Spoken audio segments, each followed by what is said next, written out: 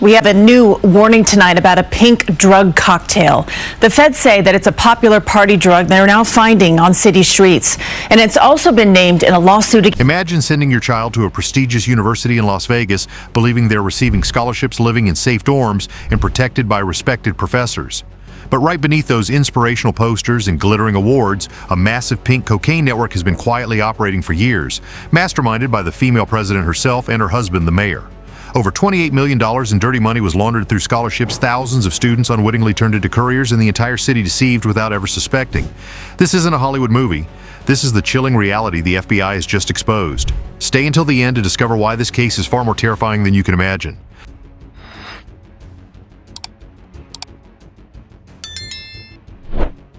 "4:42 in the morning in the city of Las Vegas, state of Nevada. A principal of a prestigious university had sunk deep into the mire of corruption. 34 students were quietly transporting banned shipments for a dangerous gang. 5 senior administrators had been completely bought off. The surprise raid on the University of Nevada was only the first crack that broke the dam. Now let me show you how this entire underground empire began to collapse. A coordinated FBI and DEA operation in Las Vegas seized 3 kilograms of pink cocaine and uncovered a series of serious violations.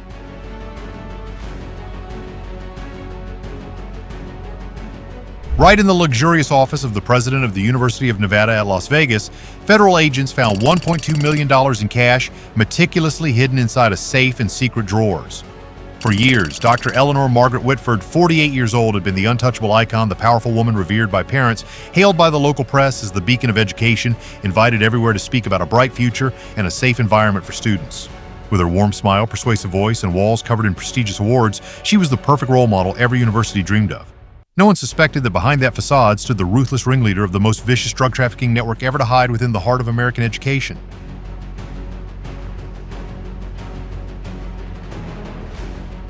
Yet beneath that dazzling image, something profoundly wrong had been festering. Over the past 18 months, campus medical teams had reported a shocking surge in stimulant-related emergencies among students aged 18 to 20. A staggering 420% spike tied directly to a new and extremely dangerous substance, pink cocaine. Students were collapsing in dorm rooms and lecture halls and even in hallways. Some had nearly died. Worse still was how effortlessly this drug had flooded the campus.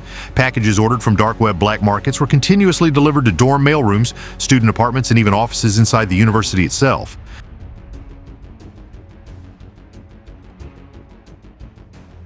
Every shipment carried the same digital routing signature and electronic fingerprint belonging to a violent subgroup of the Sinaloa Cartel. When FBI analysts examined hundreds of purchase logs, every trail led to one single location, the administrative offices of the University of Nevada and the powerful woman who ran them. What at first appeared to be a tragic student trend was in reality a sophisticated supply chain engineered by the cartel operating unchecked inside a university that families believed was the safest place on earth. The deeper the agents dug, the darker the picture became.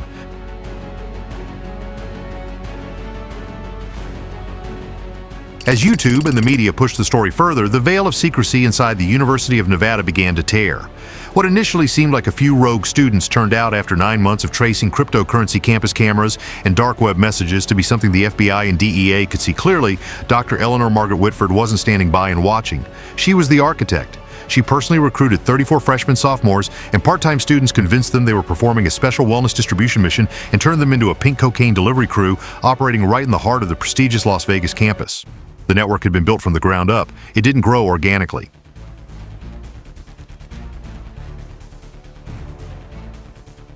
Care Community was just Whitford's perfect code name.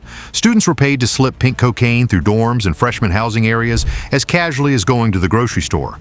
5 veteran administrators quietly erased traces, doctored logs, and steered packages away from cameras. Blind loyalty kept the pipeline dormant and hidden. Even more horrifying was the $28.7 million in dirty money from the Chapitos faction of Sinaloa that had been laundered clean through scholarships, grants, wellness programs, and campus renovation donations. On paper, spotless.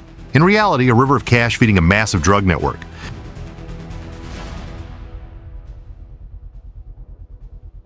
By the time investigators finished mapping the system, one truth stood out starkly. Pink cocaine hadn't spread randomly. It was delivered, organized, and protected from inside the university itself.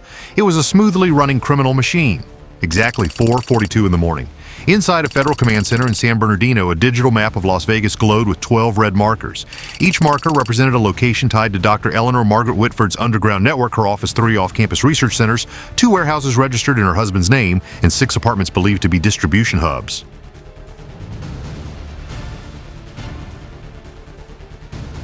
The air inside the room was tense but rock steady. The agents had been preparing for this moment for months. Within seconds, teams from the FBI, DEA, and Homeland Security began to move. Just before sunrise, federal vehicles rolled silently toward the 9th floor of the administrative tower at the University of Nevada. Most students were still asleep, completely unaware of the operation unfolding directly above their heads. FBI tactical units breached Whitford's office door with a thunderous ram. Splinters of wood exploded across the floor. Agents flowed in with calm precision, zeroing in on a meticulously concealed wall safe.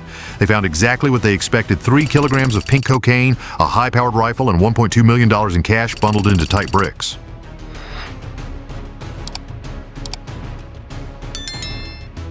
As Whitford stepped out of the elevator a few minutes later, she froze solid. Students heading to early classes stared in horror as the woman they had idolized, the woman who never stopped preaching about student wellness, was handcuffed and marched away. Some gaped openly, some whispered, a few simply stood rooted, unable to believe what their eyes were seeing. While Whitford was being taken into custody, another team smashed into a warehouse in Henderson, registered as a youth research laboratory. Inside, however, the agents found something entirely different.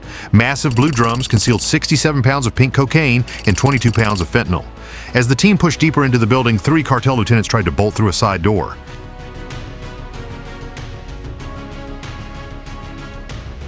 One gunman raised his weapon. The air erupted in sharp, disciplined gunfire.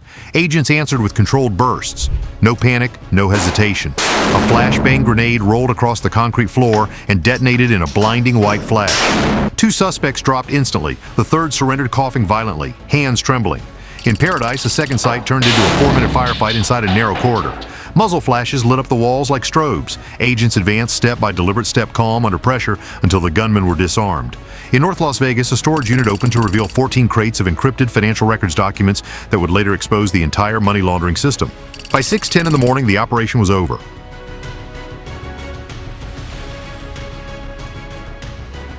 23 suspects were in custody, dozens of shipments recovered, 3 active distribution hubs shut down. But for the investigators, this was only the beginning. Because the Dawn raid hadn't just ended one drug pipeline. It had exposed the scale of a hidden empire operating inside the everyday life of Las Vegas.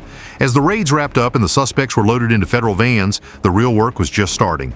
The seizures from Henderson, Paradise, North Las Vegas, and the university president's office only sketched the outline of the operation. The details, the structure, the money flows, and the inner circle were still buried in hard drives, email servers, university databases, and financial ledgers.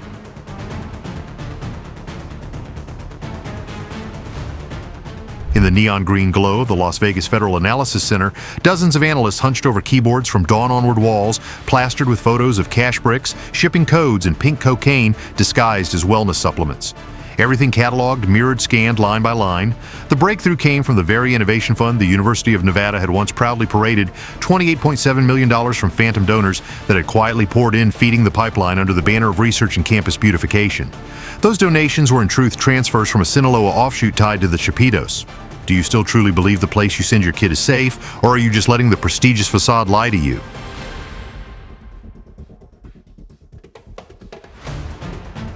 On the books, these payments appeared as scholarships, wellness grants, and facility upgrades.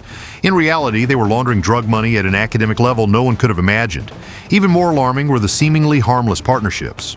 2 nonprofits, both loudly promoting mental health awareness, had received massive donations from the same shell companies feeding the university fund. These nonprofits had no real office space, no employee records, and no actual programs. Their only service was turning cartel dollars into clean money. Then came the off-campus real estate.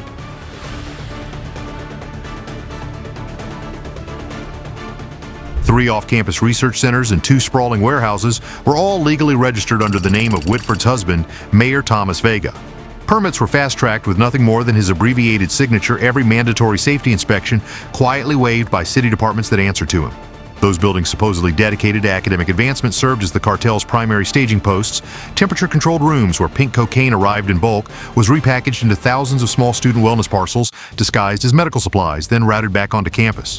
When every link was finally reassembled, the chilling truth emerged. This was never an accident or an oversight. It was a meticulously engineered, multi-layered criminal machine deliberately sheltered behind the prestige of a major university, its nonprofit partners and City Hall itself, all working in concert to pump lethal drugs straight into America's next generation.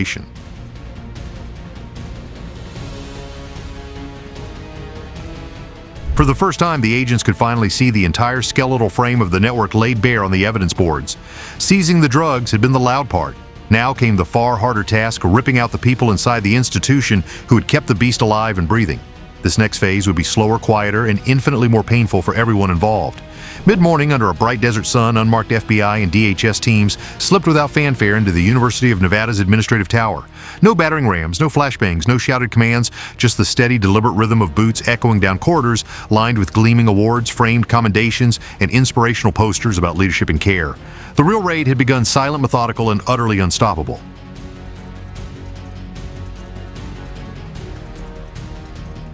The scholarship offices, student programs, and campus planning suites were now sealed off like a murder scene.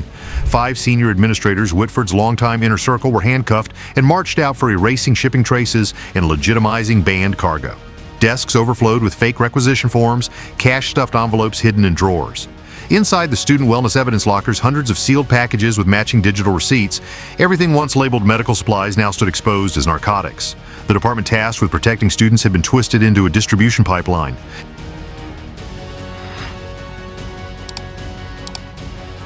Meanwhile, dozens of students, those who had unwittingly served as couriers, were pulled in for questioning. Many sat across from agents with trembling voices. They had believed they were part of a special wellness outreach program. They thought the packages they carried were harmless supplements or medical kits. None of them realized they were moving cartel product. Some broke down completely when told the truth. The fallout spread beyond the university. City investigators descended on administrative offices tied to Mayor Thomas Vega. File cabinets were pried open, contracts were pulled, storage permits and zoning approvals were scrutinized line by line. The pattern matched exactly what the federal agents already knew.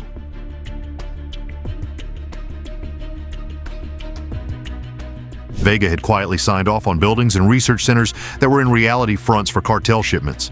His signature appeared on documents that completely bypassed safety reviews. By early afternoon, 3 city employees were suspended. 9 university administrators were fired. The Innovation Fund was frozen.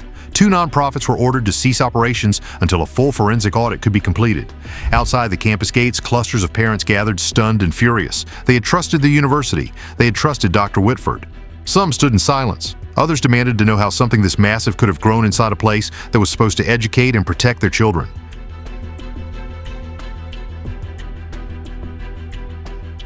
The cleanup had begun. But for the investigators, the question was no longer who was involved. Now it was how far the damage had spread, and who else had helped hide it.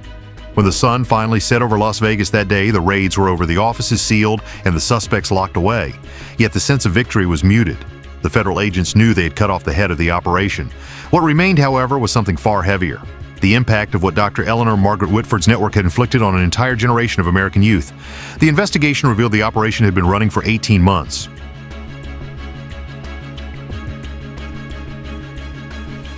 More than 11,000 students across 4 counties had unknowingly lived alongside this network, brushing past couriers, sharing hallways, sleeping in buildings that once served as drop points.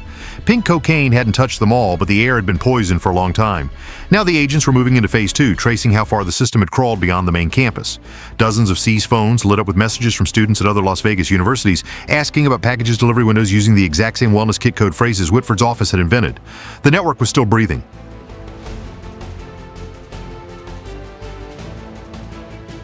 There was still no hard proof of one gigantic criminal conglomerate, but the signs were already chilling enough. Financially, the $28.7 million that flowed through the University of Nevada was only the portion they could prove. Dozens of other transactions hinted that community colleges, private institutes, and small labs might be unwittingly taking dirty money too. Every dollar now had to be dissected. Parents in the community demanded answers. Town hall meetings overflowed with furious, skeptical adults. How did no one see this coming? How could a revered university president fool the entire world for so long?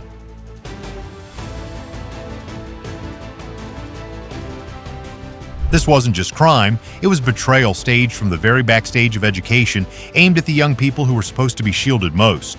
The shattered trust will take years to mend, the forensic audits will drag on for months, the criminal trials even longer, and the psychological wounds of families, students, and residents will smolder forever.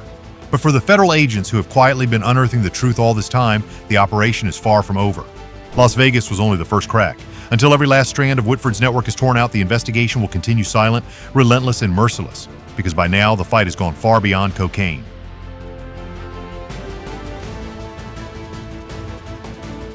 It was about reclaiming trust, one institution at a time. As the sun set over Las Vegas that night, the raids were finished. The suspects were in cells, and the doors of the University of Nevada stood sealed behind federal yellow tape. But what lingered wasn't the sound of gunfire or the sight of agents storming hallways. It was silence. A heavy, crushing silence that settled in the moment. Everyone realized the betrayal hadn't come from strangers lurking in the dark. It had come from someone they trusted every single day. For years, parents had sent their children to a university they believed was safe. They believed the speeches, the awards on the walls, the promises of care and student well-being.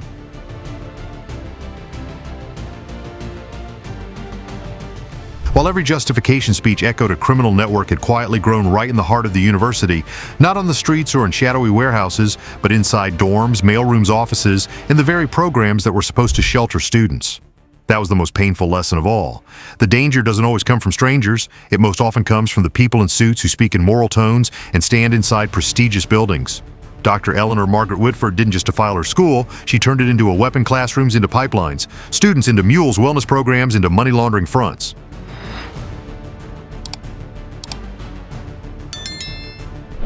And she did it all while smiling for the cameras and shaking hands with parents who believed she was protecting their kids.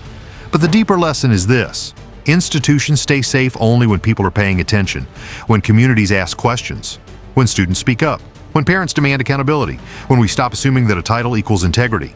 These events expose the fragility of trust, how easily corruption can slip through the cracks when no one is watching, and the absolute necessity for citizens, especially older Americans, especially parents, especially voters, to stay vigilant always.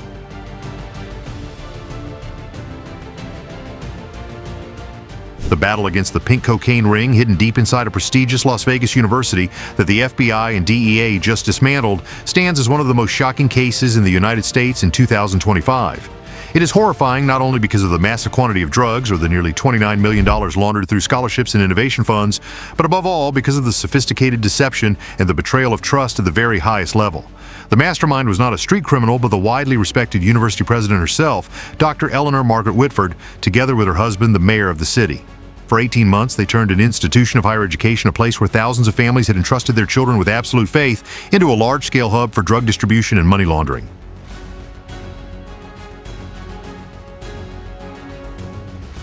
What truly sends chills through the public is not just the criminal acts themselves, but the flawless way they were concealed beneath the innocent banners of student wellness merit scholarships and charitable welfare programs. Dozens of students were manipulated without ever realizing they were transporting drugs. Scores of veteran administrators actively helped erase evidence. Millions of dollars in dirty money were legitimized through the very funds that proud parents once celebrated contributing to. This case lays bare a heartbreaking truth: the environment long considered the safest for the younger generation can become the most dangerous of all when trust is exploited by the very people placed in charge.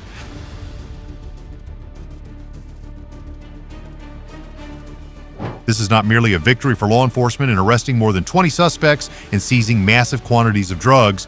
It is also a profound wake-up call for all of American society. No educational institution is automatically safe simply because of its reputation or its wall of awards. Parents must become far more vigilant, students must stay alert, and communities must demand absolute transparency from those in leadership positions. The Witford case serves as a stark reminder that indifference and blind trust are the biggest vulnerabilities, allowing crime to infiltrate even the most sacred places.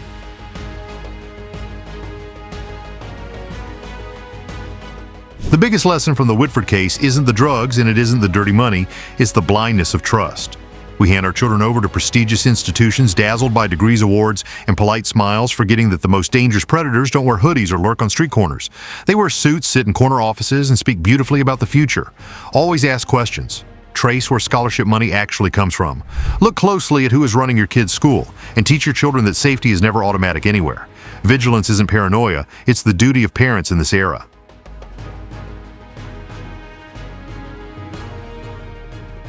The Witford case isn't just a university scandal, it's a wake-up call that the places we trust the most can turn out to be the most dangerous of all. More than 11,000 students live side by side with drugs without ever knowing it. Tens of millions of dollars were laundered under the banner of education, and the very people running the city were pulling the strings. Now the only question left is how many other Whitfords are still quietly operating out there. Drop a comment below. Do you still have absolute faith in your kids' college? Like and share if this shocked you, and subscribe so you don't miss the real-life cases that are even darker than any movie. See you next time.